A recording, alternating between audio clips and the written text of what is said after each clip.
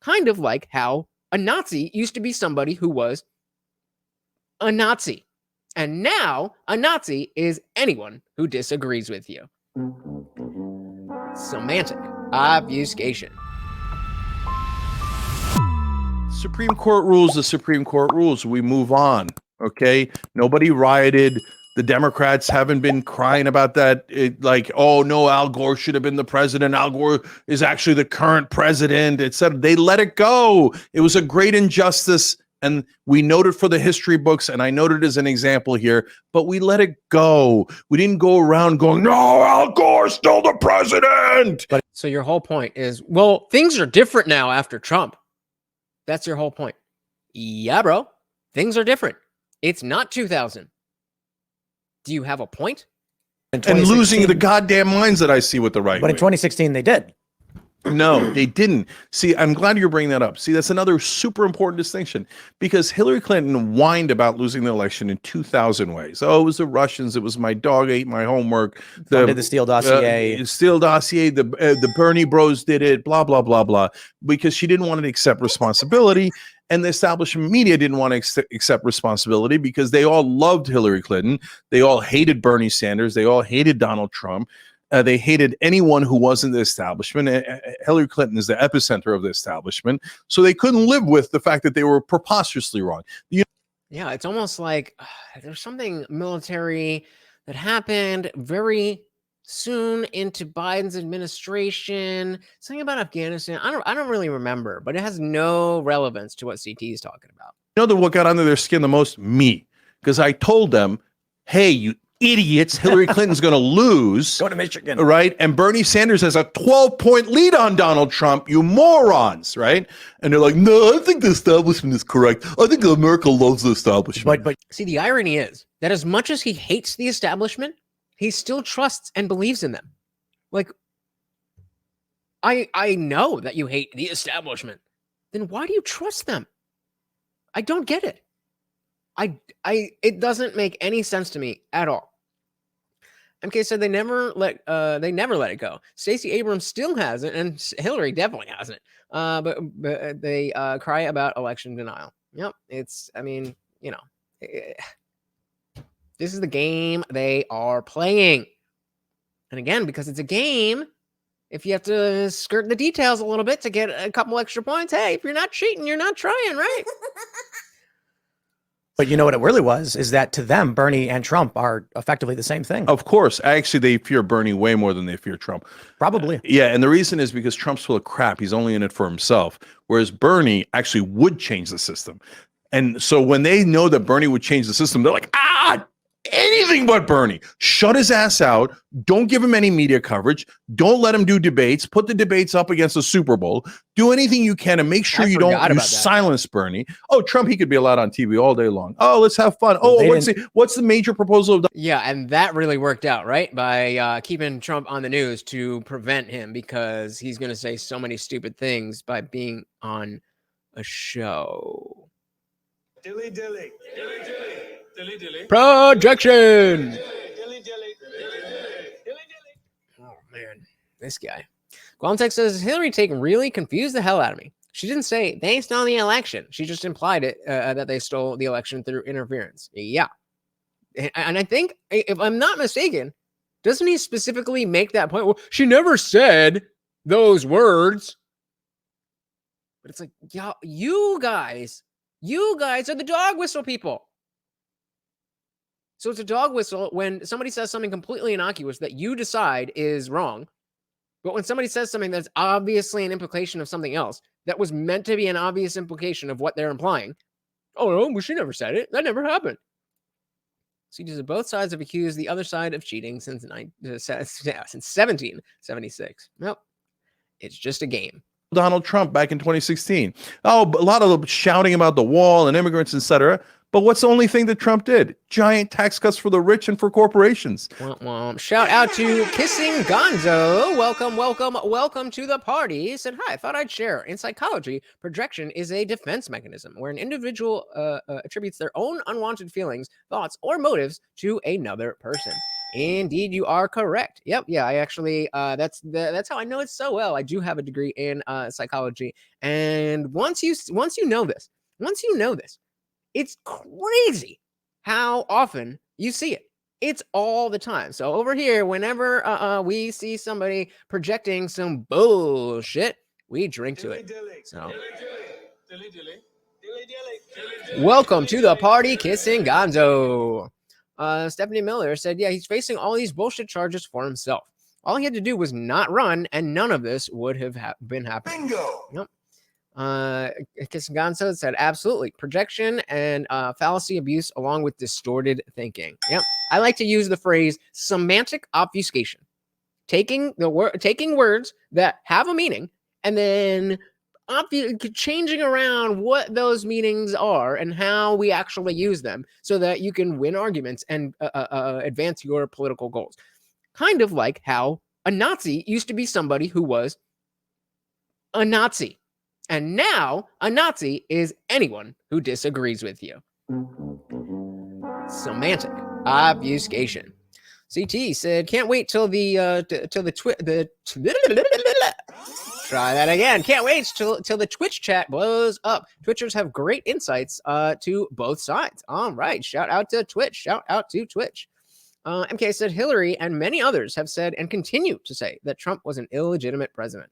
Yeah, but they didn't actually say it when they were it doesn't it's not the same. Kissing Gonzo said, funny, I like to say semantic dithering. Oh, I like that. Semantic dithering. Because I had Peter Boghossian on, and he pointed out I was using this semantic obfuscation term for people who not only are purposely obfuscating the language, but then the people who are the Gen Zers who are unknowingly using this garbled language. And he was like, wait a minute. Obfuscation is a purposeful thing. So the kids who are just using the language like that, they're not obfuscating anything. Their understanding is what's been obfuscated. The establishment loved Trump up until that bill passed. I swear to God, you watch old Young Turks clips, and I say they're not going to turn on him until this giant tax cut for the rich passes. Well, you know what really got him positive press? When he bombed Syria. Yeah, and then he bombed Syria, and they're like, yes, right? True. So now he's a president. So, yeah, they turn on him later when he does anti-establishment stuff, but he's not doing anti-establishment stuff for the average voter. Yeah, he tried to play ball. He loves stoners. His super PACs took $100 million from Sheldon Adelson twice. Yeah, Sheldon Adelson. John Bolton. Yeah, he brings him in. He brings in John Bolton, who's a warmonger and a neocon. Sheldon Adelson owns casinos in Vegas, but he mainly owns casinos in Macau. So Trump. I mean, I don't think anybody would disagree with the fact that Trump very badly messed up with the people that he put around him. But, yeah, agreed. No arguments here. Did like half a dozen giant favors for him, but the biggest favor was. Two biggest favors were he basically dismissed corruption charges in China against him, and he allowed him to bring his money back from China. Instead of a 35%, he created a special rate of 8% for repatriating taxes from a foreign country. So a guy who he's deceased now, but back then, a guy who had his main line of business in China had bought the U.S. president. He gave him $100 million 2 different times and totally bought him. And Donald Trump was 100% his bitch. His bitch so much that not only did he give him every single thing that he asked for, but he also made his wife, he gave her a presidential Medal of Honor. It's the highest honor America has, and he threw it in like a tchotchke. Like, oh yeah, if you act now, Sheldon, I'll also take your rando wife and give her a presidential medal, okay, of honor. And he's like, Sheldon's like, I was gonna go 90 million, but I'll go the whole 100. Okay. That was funny. I'll give him that. And so he purchased Donald Trump. He's just as corrupt as anyone else. He's just corrupt on his own behalf. But Bernie. You said the part that we already knew and we already accepted. What did he just say? He's just as corrupt, but for his own interests. We know that, Cenk. That's why we like him.